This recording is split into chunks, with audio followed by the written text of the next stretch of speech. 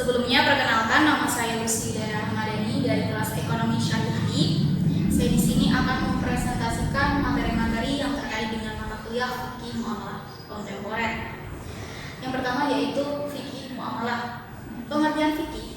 Fikih secara etimologi berarti paham, mengetahui, dan melaksanakan. Secara terminologi adalah suatu ilmu tentang hukum-hukum syara yang berkaitan dengan perbuatan manusia yang dikeluarkan dari dalil-dalil yang terperinci. Nah, hukum-hukum syara itu kan ada 5. Apa saja?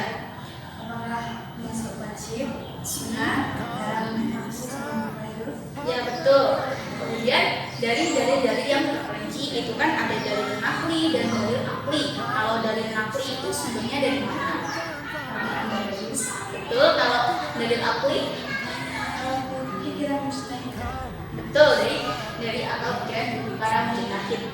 Kemudian selanjutnya yaitu objek bahasan fikih. Objek bahasan fikih itu ya terkait dengan perbuatan manusia itu sendiri. Kemudian yang kedua, ruang lingkup fikih. Ruang lingkup fikih itu ada 2, fikih ibadah dan fikih muamalah. Fikih ibadah itu yang hubungannya antara manusia dengan Tuhannya langsung. Contohnya seperti sholat, puasa, zakat. Ini adalah perbuatan yang memang langsung ke Allah, ke Tuhan. Kemudian yang kedua yaitu fikih muamalah. Fikih muamalah ini hubungannya antar manusia dengan manusia. Contohnya jual beli, sewa menyewa, gadai, dan lain sebagainya. Kemudian kita kan udah mengetahui kan pengertian fikih, objek bahasan, kemudian ruang lingkup fikih. Selanjutnya kita akan mengetahui pengertian dari fikih muamalah. Secara etimologi, fikih yang sudah saya jelaskan di awal yaitu suatu paham, mengetahui, dan melaksanakan. Kalau muamalah itu secara etimologi berasal dari bahasa Arab yaitu amalah, yu'amilu muamalah, yang artinya saling berbuat atau perbuatan. Kalau fikih muamalah secara terminologi adalah hukum-hukum yang berkaitan dengan tindakan manusia yang kaitannya dengan hartanya. Contohnya itu adalah jual beli, sewa menyewa, gadai, dan lain sebagainya. Kemudian selanjutnya itu adalah objek dari muamalah. Objek dari muamalah itu kan luas. Jadi Islam itu memberikan peluang kepada manusia untuk menginovasikan setiap perbuatannya itu yang memang tidak dilarang oleh prinsip-prinsip Islam. Untuk selanjutnya yaitu terkait dengan ruang lingkup fikih muamalah.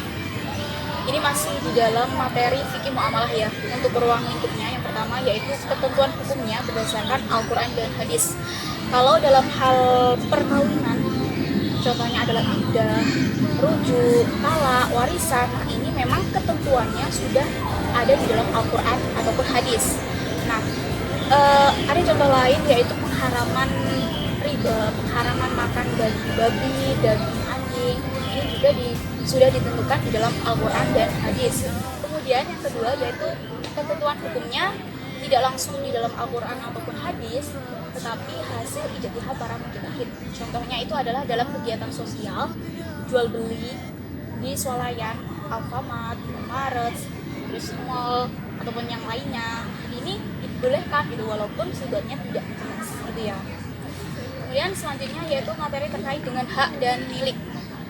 Pengertian hak secara etimologi itu berasal dari bahasa Arab yaitu al-haq, artinya kepastian, ketetapan, atau kebenaran.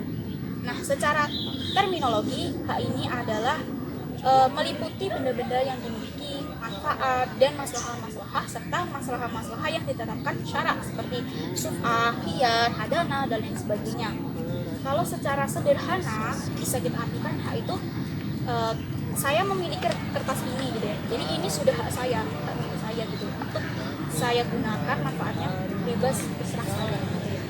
Kemudian yang selanjutnya yaitu pembagian hak. Pembagian hak sendiri itu ditinjau dari beberapa segi. Yang pertama dari segi pemiliknya, ada hak Allah seperti sholat, puasa yang memang ini kemanfaatannya untuk semuanya gitu ya. Kemudian ada hak manusia. Hak manusia ini kemanfaatannya untuk individu seperti kesehatan, kesehatan, lingkungan. Kemudian yang ketiga ada hak bersama. Hak bersama ini mendominasikan antara hak manusia dan Allah. Contohnya adalah Allah, kemudian kisos dan lain sebagainya. Yang kedua itu hak yang dari segi dapat tidaknya digugurkan. Yang pertama itu dapat digugurkan. Contohnya adalah dalam khiyar jual beli. Nah, ini pembeli berhak untuk membatalkan ataupun meneruskan jual belinya, mungkin karena ada kecacatan, kerusakan ataupun yang lainnya. Kemudian yang kedua itu hak yang tidak dapat digugurkan karena ada beberapa sebab. Yang pertama mungkin dari dalam hal perkawinan. Contohnya adalah seorang ayah yang memang dia wajib untuk menafkahi anak dan istrinya. Ini tidak bisa digugurkan. Kemudian sebab selanjutnya itu adalah dalam perwalian. Contohnya adalah kakek ataupun ayah yang menjadi wali nikah anak dan cucunya ini juga tidak bisa digugurkan. Yang ketiga itu hak yang ditinjau dari segi dapat tidaknya diwariskan. Yang pertama itu dapat diwariskan, contohnya dalam gadai. Yaitu misalkan saya menggadaikan rumah, nah kamu kan menggadaikan, aku tuh menggadaikan rumah ke kamu. Nah, aku tuh berhak untuk nafsu karena udah aku wariskan ke kamu. Kemudian yang kedua itu hak yang tidak dapat diwariskan. Contohnya itu adalah hak syubhat, dana, dan sebagainya. Kemudian yang keempat yaitu hak yang ditinjau dari segi objeknya. Itu ada dua, ada hak maliyah dan hak ghairu maliyah. Kalau hak maliyah itu yang terkait dengan harta benda dan manfaatnya. Nah, hak maliyah sendiri itu juga dibagi menjadi dua. Ada hak syakhsi yang memang ini tuntutannya itu dari seseorang ke orang lain. Contohnya itu adalah misalkan aku penjual, aku penjual itu berhak untuk menentukan harga terhadap barang yang memang nantinya aku jual gitu kan. Nah, kamu sebagai pembeli itu berhak untuk membeli barang tersebut atau tidak. Nah, kemudian yang kedua yaitu hak aini. Hak aini itu yang timbul karena hubungan dari seseorang dengan benda. Nah, misalkan itu aku punya kertas ini kan milik aku, jadi ini hak aku. Kemudian yang kedua hak ghairu maliyah. Ghairu maliyah ini yang tidak berhubungan dengan benda. Contohnya adalah dalam politik, yaitu hak memilih dan dipilih. Nah, kemudian yang terakhir yang kelima yaitu hak yang ditinjau dari segi kewenangannya. Yang pertama adalah hak diyani dan hak qadai. Kalau hak diyani itu hak keagamaan.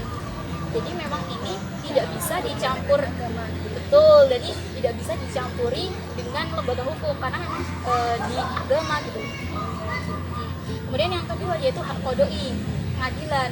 Jadi ini memang suatu perbuatan yang memang sudah ada undang-undangnya, sudah ada pasalnya. Contohnya adalah pembunuhan. Kembali lagi ke pembahasan selanjutnya yaitu terkait dengan milik. Pengertian milik itu berasal dari bahasa Arab, yaitu penguasaan terhadap sesuatu. Secara terminologi, milik adalah keistimewaan atau suatu benda yang menghalangi pihak lain untuk bertindak atasnya dan memungkinkan kepemilikannya untuk bertransaksi secara langsung di atasnya selama tidak ada halangan syariah. Objek dari milik itu adalah harta. Nah, untuk membedakan antara hak dan milik, kalau hak itu dari segi manfaatnya, kalau milik itu dari segi penguasaan terhadap bendanya, gitu ya. Kemudian yang selanjutnya adalah macam-macam milik. Nah, macam-macam milik ini juga dibagi lagi ke dalam beberapa segi. Yang pertama yaitu dari segi penguasaannya. Ini ada kepemilikan pribadi, ada kepemilikan publik, dan juga kepemilikan negara. Kalau kepemilikan pribadi itu ya yang memiliki individu. Contohnya adalah aku punya rumah, jadi ini rumah milikku, gitu. Kemudian yang kedua yaitu kepemilikan publik, yang ini memang digunakan oleh semua orang. Contohnya adalah jalan, sungai. Nah, ini kan memang manfaatnya itu kan semua orang bisa menggunakannya. Ya, bersifat umum gitu ya. Kemudian yang ketiga yaitu kepemilikan negara. Nah, ini memang termasuk dari aset dari negaranya. Contohnya itu adalah BUMN. Gitu ya. Kemudian yang kedua, kepemilikan yang berdasarkan manfaat dan materi. Itu ada al-milk at-tam, dan yang kedua ada al-milk an-naqis. Kalau al-milk at-tam itu yang sifatnya sempurna. Jadi antara manfaat dan materi itu dimiliki secara sempurna, sepenuhnya. Contohnya, misalkan aku punya rumah. Jadi secara materi rumah ini milikku. Kalau manfaat juga milikku. Kenapa? Karena aku bisa menggunakan rumah ini karena milik aku gitu. Kemudian yang kedua yaitu al-milk an-naqis. Ini milik tidak sempurna. Contohnya itu adalah gini, kalau milik tidak sempurna itu antara materi dan manfaatnya ini hanya dimiliki salah satu aja. Contohnya itu adalah sewa rumah gitu. Misalkan aku sewa rumah, jadi secara manfaat itu bisa aku gunakan. Kalau materi itu tidak bisa, karena emang secara materi ini dia yang memiliki, yang punya rumahnya gitu. Kemudian yang selanjutnya itu adalah sebab-sebab memiliki. Nah, ini sebab-sebab memiliki ada sebab sempurna dan tidak sempurna. Yang sempurna itu ada 4 cara untuk memiliki. Yang pertama adalah ihras al-mubahah, yaitu pengambilan atau penguasaan harta yang dibolehkan. Contohnya adalah ikan di laut, pasir di sungai. Karena kan memang ini tidak dimiliki oleh siapapun gitu. Jadi berhak untuk memilikinya gitu kan. Jadi setelah misalkan aku menangkap ikan gitu ya, jadi ikannya ini milik aku gitu. Terserah aku manfaatkannya untuk diri aku sendiri atau untuk aku jual. Kemudian yang kedua yaitu melalui akad atau perjanjian. Contohnya jual beli, sewa menyewa, dan sebagainya. Kemudian yang selanjutnya itu al-halafiyah, penggantian. Contohnya adalah warisan. Jadi misalkan yang mewariskan itu loh, yang memiliki harta itu meninggal, jadi hartanya diwariskan ke ahli warisnya. Jadi penggantian ke ahli waris selanjutnya. Kemudian yang keempat yaitu al-tawalud min al-mamluk, yaitu pertambahan atau fakhiran. Nah, ini contohnya dari hasil dari buah yang ada di pohon ataupun bulu-bulu yang ada di domba, karena memang ini sudah kita pelihara atau kita jaga. Memang ini sudah punyanya kita. Kemudian yang kedua yaitu sebab-sebab tidak sempurna. Ini contohnya ijarah, sewa menyewa, iarah, pinjam meminjam, wakaf, dan wasiat. Ini adalah sebab-sebab memiliki tidak sempurna, karena bisa diambil yang lainnya gitu. Karena sewa menyewa nggak berhak kita untuk memiliki secara selanjutnya gitu. Kemudian ada kepemilikan yang sudah ditentukan di dalam Al-Quran dan hadis. Nah, ini kepemilikan yang sudah ditentukan di dalam Al-Quran dan hadis ini ada beberapa ketentuan di dalamnya. Contohnya itu adalah di dalam kepemilikan yang sah, kemudian menunaikan hak dan kewajiban, keadilan sosial, kemanfaatan, kemudian penggunaan berimbang, pertanggungjawaban, dan tidak merugikan pihak lain.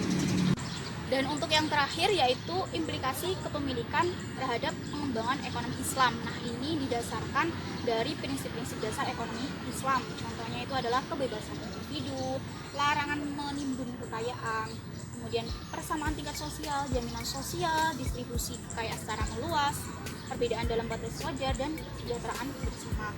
Nah, memang di dalam pengembangan ekonomi Islam itu memang kesejahteraan itu yang paling diutamakan gitu kan. Kenapa kalau nggak ada kesejahteraan itu buat apa gitu kan? Kan keuntungan itu bukan hanya salah satu pihak saja, tetapi pihak lain dapat merasakan keuntungannya. Maka di sini timbul kesejahteraan bersama. Nah, terkait dengan yang pertama tadi kan larangan menimbun kekayaan. Nah, ini juga karena menimbun kekayaan ini kan juga merugikan salah satu pihaknya saja kan, tapi menguntungkan pihak yang lain gitu kan. Nah, makanya di sini juga dilarang gitu. Oke, untuk materi hari ini terkait dengan fikih muamalah kontemporer, yaitu yang pertama tadi terkait dengan fikih muamalah, kemudian yang kedua terkait dengan hak dan milik, sudah cukup. Terima kasih atas waktunya. Mohon maaf apabila ada salah-salah kata. Sekian. Wassalamualaikum warahmatullahi wabarakatuh.